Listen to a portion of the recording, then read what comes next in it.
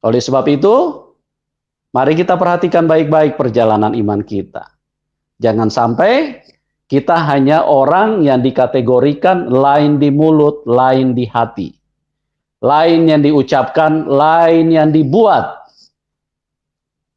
Ya, karena yang akan menilai, yang akan membuktikan itu bukan pendeta. Yang akan membuktikan juga bukan orang tua. Yang akan membuktikan itu juga bukan teman, bukan pasangan. Tapi yang akan membuktikan apa yang kita ucapkan itu adalah Tuhan.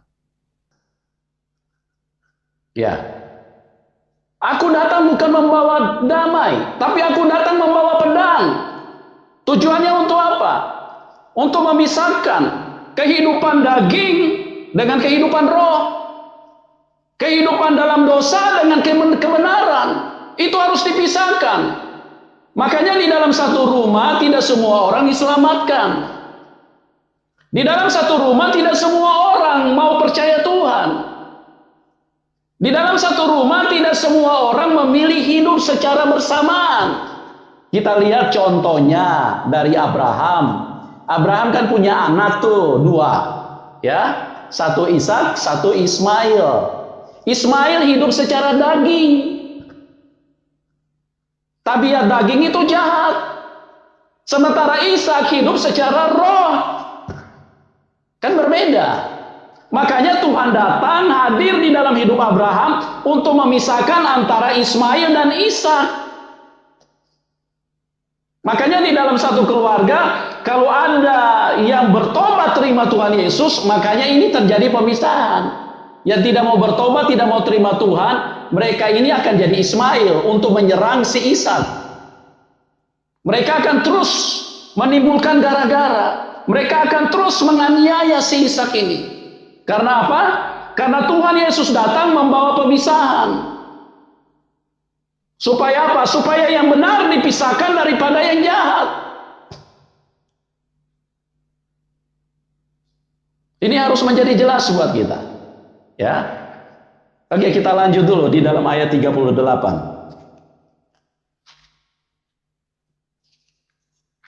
Matius 10 tadi, ayat 38. Matius 10 ayat 38. Barang siapa tidak memikul salibnya dan mengikut aku, ia tidak layak bagiku. Ya, barang siapa tidak memikul salibnya dan mengikut aku, ia tidak layak bagiku. Ya. Dan kita perhatikan baik-baik di sini. Ayat 36 kita coba lihat dulu, ayat 36. Matius 10 ayat 36. Dan musuh orang ialah orang-orang seisi rumahnya.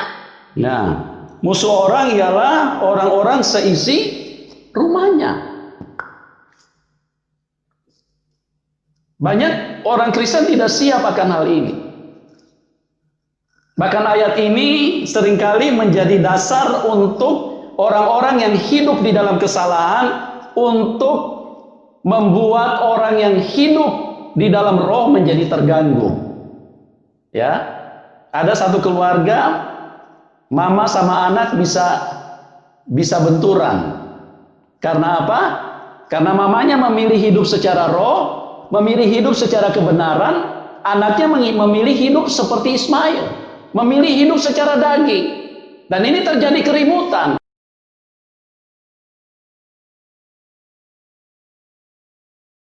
Kejadian pasal 21 ayat ke-10. Berkatalah Sarah kepada Abraham, "Usirlah hamba perempuan itu beserta anaknya, sebab anak hamba ini tidak akan menjadi ahli waris bersama-sama dengan anakku Ishak." Dalam ayat ini jelas sekali, Sarah meminta Abraham untuk mengusir Hagar dan Ismail, agar harta warisan Abraham hanya untuk anaknya Ishak. Pada ayat-ayat selanjutnya bisa kita ketahui, Abraham mengusir Hagar dan Ismail anaknya yang masih kecil itu. Hagar dan Ismail terlantar menjadi gelandangan, menjadi gembel yang tidak punya rumah, yang tidak punya tempat tinggal dan tidak punya tujuan mau kemana. Mereka kehabisan bekal, kehabisan air. Untunglah pada saat-saat seperti ini Tuhan telah membantunya. Jadi cerita sebenarnya bukan seperti yang dituduhkan oleh pastor ini. Cerita sebenarnya adalah Ismail terpisah dari Abraham bapaknya karena diusir oleh Abraham atas permintaan Sarah. Ismail masih sangat kecil, dipisahkan dengan bapaknya itu. Jadi tidak mungkin Ismail bisa memilih jalan hidupnya sendiri karena dia masih kecil. Hanya binatang-binatang yang tidak punya peri kemanusiaanlah yang akan memutarbalikkan fakta dari firman ini dan menuduh Ismail sebagai penjahat, padahal jelas-jelas sekali sewaktu dia kecil dia diusir oleh Sarah. Tapi apa yang mereka perbuat kepada Sarah? Tidak ada satu kata pun dari Hagar dan Ismail kepada Sarah, apalagi untuk menuntut hak warisnya dari Abraham. Mereka inilah yang hidup dalam roh. Mereka tidak tertarik sedikit pun dengan hak waris Abraham. Mereka tidak memikirkan keduniaan ini. Pada saat terjadi keributan, terjadi pertentangan, maka orang yang hidup seperti Ismail, mereka akan menggunakan dasar-dasar firman Tuhan untuk menyerang orang yang hidup secara roh. Ini biasa, karena memang dari dulu iblis selalu menggunakan firman Tuhan untuk menyerang kebenaran itu sendiri. Jadi hati-hati kalau kita tidak bertumbuh di dalam firman Tuhan, maka kita juga akan nanti bertindak seperti itu. Akhirnya di dalam satu rumah terjadi pertentangan, tidak ada damai. Musuh orang ialah seisi rumahnya. Kejadian pasal 16 ayat ke-11. Selanjutnya kata malaikat Tuhan itu kepadanya, engkau mengandung dan akan melahirkan seorang anak laki-laki dan akan menamainya Ismail. Sebab Tuhan telah mendengar tentang penindasan atasmu itu. Sebab Tuhan telah mendengar tentang penindasan atasmu itu. Jadi kepada binatang-binatang yang tidak berperi kemanusiaan, yang sampai saat ini terus saja memfitnah Ismail sebagai penjahat dengan memutarbalikkan firman Tuhan, Tuhan telah mendengar semuanya itu. Apakah orang semacam ini yang kau sebut sebagai orang hidup dalam roh? Dan sekarang kita tahu siapakah yang telah menindas siapa. Bagaimana mungkin Ismail yang namanya diberikan oleh Tuhan sendiri bisa kau katakan jahat dan tidak selamat? Karena tidak semua orang memilih hidup ikut Tuhan. Ya, kita sudah lihat itu dari Abraham, itu bapak orang percaya. Pendidikan yang diberikan Abraham kepada Ishak dan Ismail itu pasti sama. Tidak mungkin tidak mungkin Ishak dibawa sekolah minggu, terus Ismail dibawa jalan-jalan ke mall, itu tidak mungkin. Pasti didikannya sama. Kalau Abraham menyuruh Ishak berdoa, anak, pasti juga disuruh kepada Ismail, berdoa kau Ismail. Cuma kan Ismail kan memilih hidup jalannya sendiri. Nah inilah yang membuat terjadi pertikaian, terjadi pertentangan. Cuma kan Ismail kan memilih hidup jalannya sendiri. Nah inilah yang membuat terjadi pertikaian, terjadi pertentangan. Cuma kan Ismail kan memilih hidup jalannya sendiri.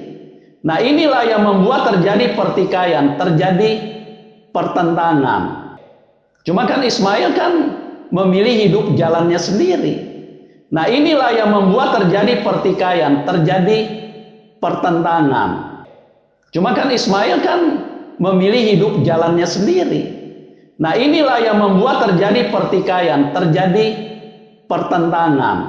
Musuh orang ialah seisi rumahnya. Dan tujuan Tuhan Yesus datang membawa pedang roh untuk memisahkan. Supaya hidup yang jahat itu terpisah, dipisahkan. Nah, di dalam satu keluarga yang saya cerita tadi terjadi pertengkaran. Orang-orang yang hidup seperti Ismail, mereka akan berkata kepada orang tuanya, "Di mana kasihmu?" Ya, mereka akan berkata kepada orang-orang yang hidup secara Ishak, "Di mana kasihmu?" Ya, bukankah Tuhan mengajarkan mengasihi? Ini kan sebuah kondisi kehidupan yang kita harus paham bahwa Tuhan Yesus datang membawa pedang. Tuhan Yesus datang untuk memisahkan kita dari cara hidup yang tidak benar. Ya, karena Abraham punya anak saja tidak diselamatkan bersama-sama. Ishak diselamatkan, Ismail tidak. Yakub diselamatkan, Esau tidak. Padahal lahir dari rahim yang sama, dari benih yang sama, dari jam yang hampir bersamaan juga, cuma beda menit. Karena yang keluar duluan Esau. Di sini kita melihat dipisahkan Tuhan. Karena apa? Karena si Esau memilih hidup secara duniawi. Sementara Yakub memilih hidup menurut firman Tuhan. Coba kau perhatikan ayat-ayat ini. Alkitab mencatat kelahiran Ismail. Kejadian pasal 16 ayat ke-15. Lalu Hagar melahirkan seorang anak laki-laki bagi Abram. Dan Abram menamai anak yang dilahirkan Hagar itu Ismail. Tuhan memberkati Ismail. Tentang Ismail, aku telah mendengarkan permintaanmu. Ia akan kuberkati. Kubuat beranak cucu dan sangat banyak. Ia akan memperanakkan 12 raja. Dan aku akan membuatnya menjadi bangsa yang besar. Allah mendengar suara Ismail. Kejadian pasal 21 ayat ke-17. Allah mendengar suara anak itu. Lalu malaikat Allah berseru dari langit kepada Hagar. Katanya kepadanya, "Apakah yang engkau susahkan, Hagar? Janganlah takut, sebab Allah telah mendengar suara anak itu dari tempat ia terbaring." Allah menyertai Ismail. Kejadian pasal 21 ayat ke-20. Allah menyertai anak itu sehingga ia bertambah besar. Ia menetap di padang gurun dan menjadi seorang pemanah. Sekarang giliranmu, apabila kau itu orang yang benar dan benar-benar berkata berdasarkan firman Allah. Tunjukkan di mana ayatnya di Alkitab Perjanjian Lama bahwa Ismail adalah seorang yang jahat dan tidak diselamatkan oleh Tuhan. Apabila kau tidak bisa menunjukkan ayatnya di Alkitab Perjanjian Lama, artinya kau adalah pastor pendusta, tukang fitnah.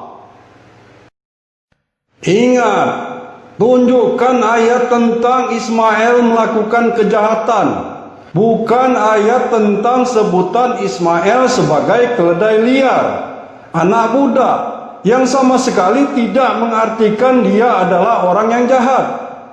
Untuk semua binatang-binatang yang tidak punya peri kemanusiaan, yang menuduh Ismail sebagai penjahat, padahal hidupnya sangat menyedihkan, diusir oleh Sarai, sehingga jadi gelandangan, jadi gembel,